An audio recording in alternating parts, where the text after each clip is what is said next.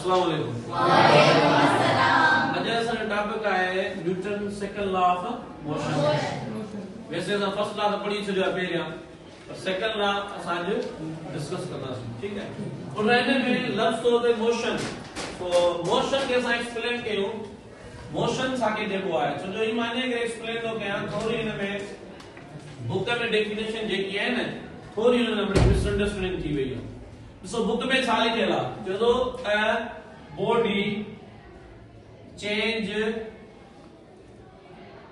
It's position, ये लिखियल आहे। यस, छा लिखियल आहे, with respect to its surrounding.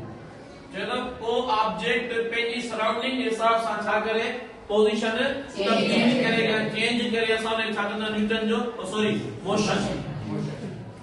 And according to your syllabus definition, या ता बुक जे हिसाब सां मां तव्हां खां पुछां किथे बिठो मां हीअ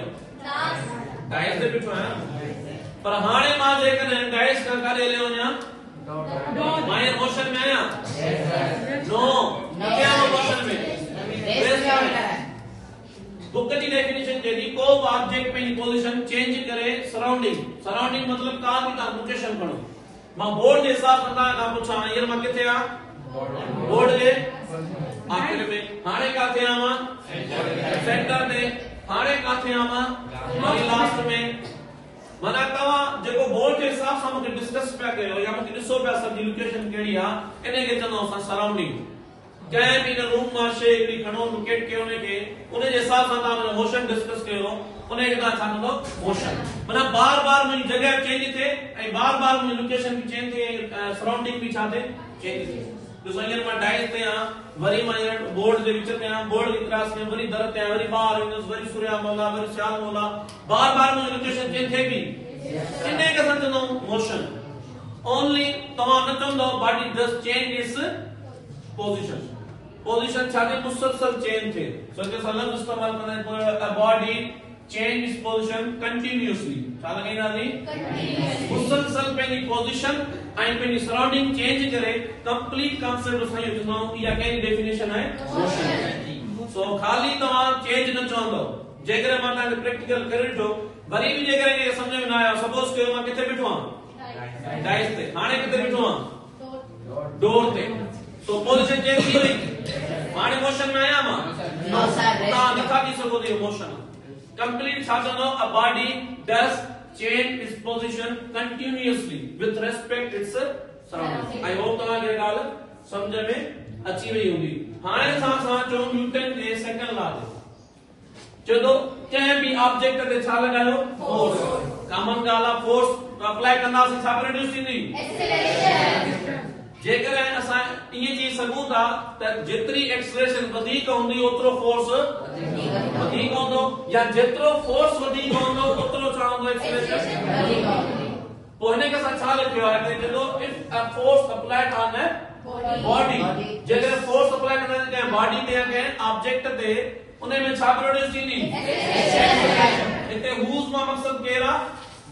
हुज मतलब एक्सीलरेशन, डायरेक्टली प्रोपोर्शनल कंहिंजे आहे applied force and inversely proportional कंहिंजे आहे in the mass of the body। हिन में बस शयूं थियल आहिनि, हिकिड़ी डायरेक्ट बि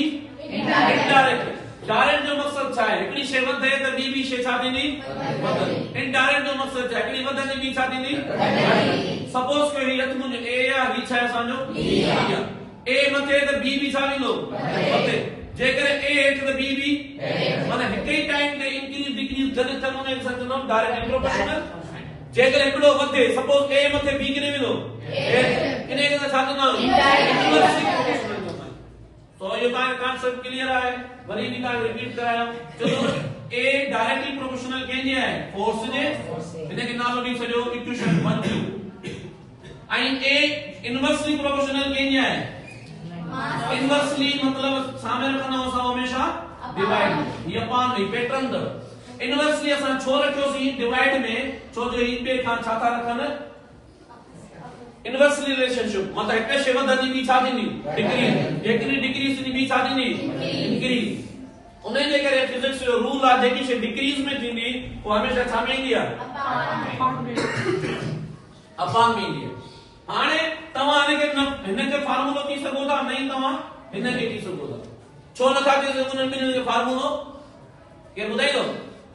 याद रखो पेज माइंड में सेव कर छो जदे भी के फार्मूले में प्रोपोर्शनल जी साइन होगी छा जी तो उनके फार्मूलो नथा थी सको माना असा के कंपल्सरी आ कंडीशन आई आ जैसी ताई प्रोपोर्शनल साइन रिमूव न कंदो तेसी ताई तवाने के फार्मूलो नथा थी सको पोला थोड़ा मैथ जा स्टेप कंदासी पहली तो छा कंदासी बाय कंबाइन छा कंदासी पुत्र by combine equation 1 and equation 2 so combine जो मतलब छा सिंपलीफाई कंदासी बिनी में एक्सप्रेशन छा है कॉमन प्रोपोर्शनल भी छा है कॉमन हिते वन इक्वेशन मथे छा पियो f फोर्स आइते छा पियो 1 सो इने के f से मल्टीप्लाई करना 1 जवाब छा मिलंदो f ही जवाब मिलंदो एंड सेठा इक्वेशन 1 में कुछ नजर अचे तो नो कुछ भी ना होगा के होंदो 1 होंदो आई हिने जेका 1 हिने जेका छा है m 1 के m से मल्टीप्लाई की जवाब छा इंदो a मिलंदो दासा में जी में पुट हिने के ता इक्वेशन या फार्मूला की सको था नो छो प्रोपोर्शनल साइन हाने का कांसेप्ट क्लियर थी वियो असाने के जरूर खत्म करनासी जैसे ताई न खत्म करना है जैसे ताई फार्मूलो ना है सो याद रखो हिन के खत्म करने जे लाए असा के बकम करना पड़ता घड़ा फिजिक्स के तकरीबन लॉज में यूज थींदो तो ठीक है सो पेरे तुम ता छा कंदो इक्वल साइन लगाइंदो सो हर लॉ में प्रोपोर्शनल खत्म करने ला सब में छा कंदा दी इक्वल लगाई थी बियो कम केड़ो कंदा दी कांस्टेंट हर लॉ में कांस्टेंट छा होंदो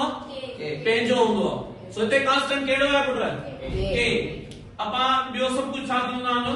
सेम हिन के तमा फार्मूलो की सको था हिन के तमा इक्वेशन नालो दे सको था छो दे सको था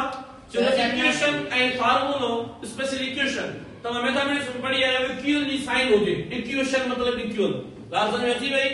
सो साइन के खत्म करना है हाने तकरीबन स्टूडेंट सवाल करना आंसर के सा खत्म छो कयो यो ता थोड़ी देर में खबर पजी के दी वैल्यू घणी थी आसा चोला सा के फार्मूला के न खपे सो के सा छले बराबर कयो 1 चलो कांस्टेंट के इते खत्म करने इतनो ही तरीको है के छले बराबर करना दी 1 जे को 1 मा लिखा है न लिखा मुजी पे दी बादशाही है मुजी बादशाही ना है यो रूल है कुछ भी न लिखो या 1 लिखो गाल छा है सेम है सो f अपॉन m गाल से में जी फाइनली असा के एक्सेलरेशन जो फार्मूलो मिली तवा के इनिशियल वेलोसिटी जे एंड फाइनल वेलोसिटी जे एंड टाइम जे ताई फार्मूलो यूज कंदो नो so initial and final acceleration असा ऑलरेडी जो फार्मूलो आहे जो a बराबर छा जो vf ti अपॉन में t हाने असा एक्सेलरेशन जो फार्मूलो दियो तवा के इतनी बॉडी जो मास है 50 एंड सॉरी फोर्स है नो 50 न्यूटन मास गणो है 10 तारा पूछे था तो एक्सेलरेशन ताई फार्मूला यूज कंदो यस सो 50 एक ही जगह ते थी 50 एंड मास की जगह 10 थी डिवाइड कर तो जवाब आइंदो 5 पर एक्सेलरेशन घणी है में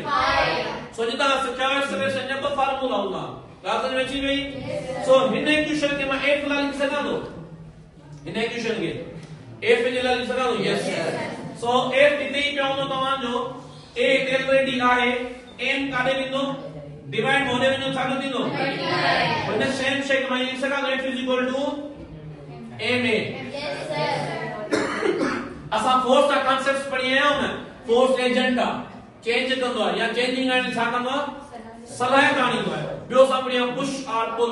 बियो सा छा पढ़ी है अज पढ़ियो असा जो छा पढ़ियो असा जो विच में का साइन है ए में के विच में नो साइन नो या सारी साइन होती है मल्टीप्लाई छा पढ़ना है प्रोडक्ट छा पढ़ना है product of mass and acceleration product हो जे मास एंड एक्सेलरेशन जो सामने के छा करना है फोर्स जो सानो कांसेप्ट सिखियोसी सो इने जो यूनिट कढो फोर्स जो पूरा यूनिट छा कयो फोर्स जो यूनिट हमेशा किथा इंदो फार्मूले में सो फार्मूले में केर तो F ma मास यूनिट छा है kg एक्सेलरेशन यूनिट छा है मीटर के बराबर साले करना है 1 न्यूटन मीटर गाल में थी पुट न्यूटन साइंटिस्ट जो नालो पर केर कुछ न्यूटन जेबो छा गया simple 1 kilogram mass 1 metre cover करे घणा सेकंडन में 2 सेकंडन में असा ने चनो न्यूटन या न्यूटन जी छा डेफिनेशन तो उम्मीद है तो तने लेक्चर समझ में अचीव हो गई। ठीक है, अल्लाह हाफिज।